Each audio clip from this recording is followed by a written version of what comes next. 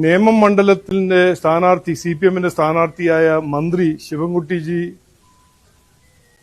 ജയിക്കാൻ അദ്ദേഹത്തിന്റെ തന്ത്രങ്ങളുടെ ഓരോരോ ഉദാഹരണം നമുക്ക് കാണാൻ കിട്ടുന്നു.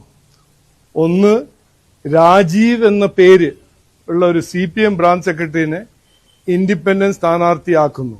ഓക്കെ, അതൊന്ന് ശരി. ഇന്ന് ഞങ്ങൾക്ക് കിട്ടിയതാണ് ഒരു ലിസ്റ്റ്.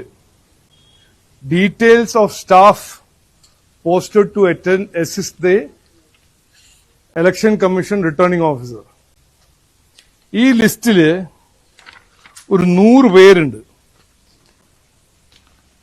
എല്ലാം സ്റ്റേറ്റ് ഗവൺമെന്റ് എംപ്ലോയീസ് ആണ്. പക്ഷെ എല്ലാവരും ലേബർ ഡിപ്പാർട്ട്മെന്റിൽ നിന്നാണ്.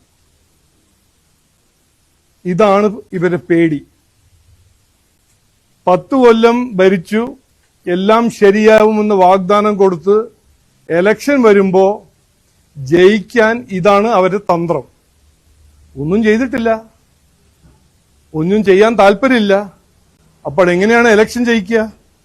വിവാദം സൃഷ്ടിക്കുക, നുണ പറയാ, രാജീവ് എന്നൊരു പുതിയ പേരുള്ളൊരു CPM-കാരനോട് മത്സരിപ്പിക്കാൻ പറയാ, എന്നിട്ട് ലേബർ മിനിസ്ട്രിയിൽ നിന്ന് എല്ലാവരും ഇലക്ഷൻ കമ്മീഷന്റെ ഉദ്യോഗസ്ഥന്മാരാക്കി അപ്പോയിന്റ് ചെയ്യാം.